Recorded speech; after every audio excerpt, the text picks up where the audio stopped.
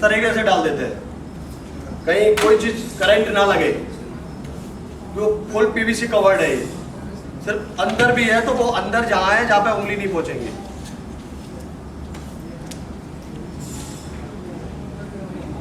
अब आप इसको पावर देने के लिए पावर फीडिंग किट होती है।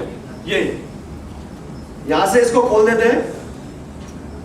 खोलने के बाद इसमें एक एल्युमिनियम की पत्ती होती है, यहां से एक वायर जाएगा, पत्ती को क्लैंप करेंगे, इसको बस बार के एक जॉइंट पे यहाँ पे टाइट कर देंगे। इसके अंदर क्लैंप पत्ती लगी हुई है, वो पत्ती इस जॉइंट पे इस पे जाके टाइट हो जाएगी और पावर देगी। पावर फीडिंग किट बोलते हैं इसे।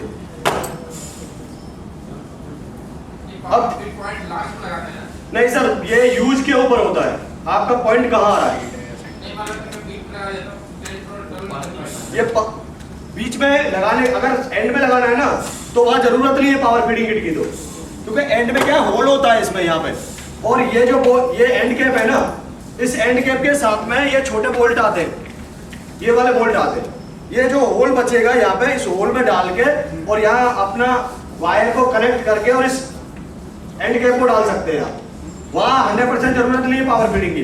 पावर फीडिंग किट की जरूरत यहाँ पड़ती है जहाँ आप बीच में से, ये होता है इस तरीके से।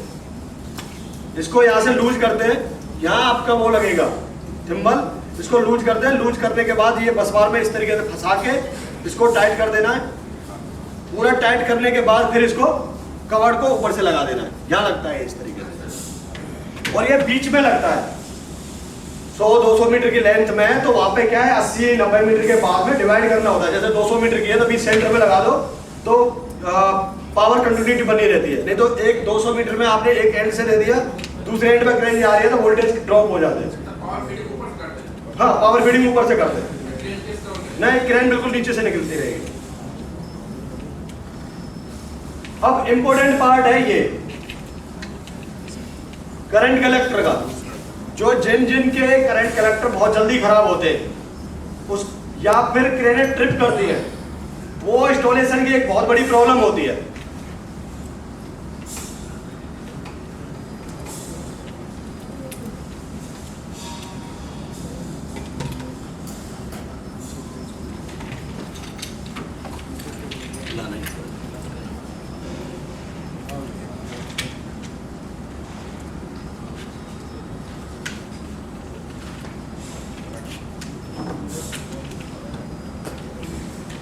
जब करंट कलेक्टर लगा रहे हैं उस टाइम पे ये ध्यान लगाने वाले, इंस्टॉलेशन करने वाले टाइम पे ये ध्यान रखना होता है कि ये जो करंट कलेक्टर है यहाँ पे, इस पे लोड कितना दे। लोड के ऊपर डिपेंड करता है। कम लोड दिया, कम टॉर्क रहा है स्प्रिंग का, तो अगर थोड़ा बहुत भी ऐसे होगा तो वह ट्रिप वोल्टेज ड्रॉप करेगा और ट्रिप होगी बार बार क्रेन। अगर आपने ज्यादा टाइट कर दिया इसे तो ये क्या करेगा, शू भी जल्दी डैमेज होगा और बसबार को भी जल्दी डैमेज कर देगा। अब कैसे पता करेंगे कितना इसे हमें लोड देना है। ज्यादा कर दिया तो ये डैमेज, कम कर दिया तो डैमेज। उस कंडीशन में क्या करना होता है, जब इसको हम वेल्ड करते हैं, इस वेल्ड करने की दूरी यहां से और ये बसबार की जो दूरी होती है वो 125 mm रखना होता है। इस जगह से इस जगह की दूरी 125 mm पे आपको सेट करनी है, एक तरीका। दूसरा तरीका,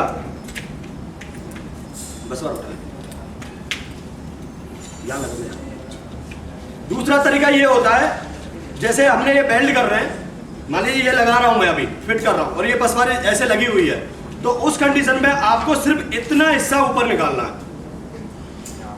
समझ रहे हो, ये वाला जो हिस्सा है सिर्फ इतना इस बसबार से ऊपर निकालना है। इसमें क्या होता है, देखिए ये ऐसे घुमाऊंगा मैं, ये नीचे जा रहा है। ये वाला जो पाइप है इसको मैं जितना नीचे घुमाऊंगा या जितना ऐसे घुमाऊंगा उतना ही ऊपर जाएगा। तो उस कंडीशन में हमें क्या करना होता है, ये इसको इसके बराबर से सिर्फ इतना ऊपर निकालना है। जब ये आप नापोगे, जब इतना ऊपर निकालने के बाद नापोगे ना, तो 125 128 मतलब 125 से 130 की दूरी ही आएगी, जो प्रैक्टिकली बिना इंची टेप के मैं बता रहा हूं। जो इतना निकालने के बाद जब इतना निकालोगे ना तो ये ट्रिप करेगा ना इसमें लोड बढ़ेगा, और इसकी जो लाइफ है ना, जो 1 साल चलने वाला था वो कम से कम 5 साल चलेगा।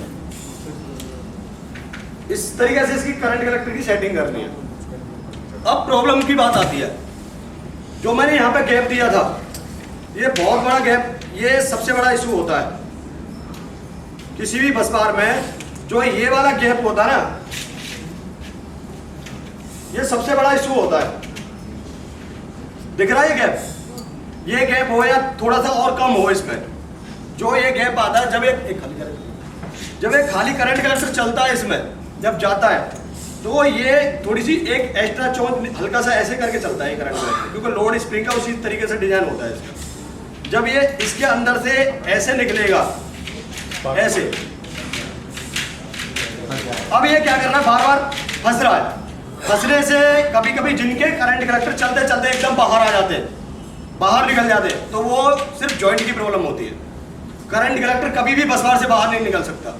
ये जो जॉइंट की प्रॉब्लम होती है, इसमें अटक अटक के तो यहाँ पे ना एक, ये अभी बराबर है, ये जो हिस्सा है वो प्लेन है अभी, लेकिन जब बार बार करेगा ना तो ये थोड़ा सा उभर जाएगा इधर, क्योंकि घिसेगा, ये लोड पड़ रहा है, इसमें बार बार चोट लग रही है, और ये थोड़ा सा ऊपर की तरफ आएगा। जैसे ही ऊपर की तरफ आया और यहाँ पे और थोड़ा सा गैप बना, तो इस करंट कलेक्टर को जैसे ही यहाँ पे आएगा ऐसे बाहर फेंक देगा, तो बाहर निकलने का एक तो ये रीजन होता है।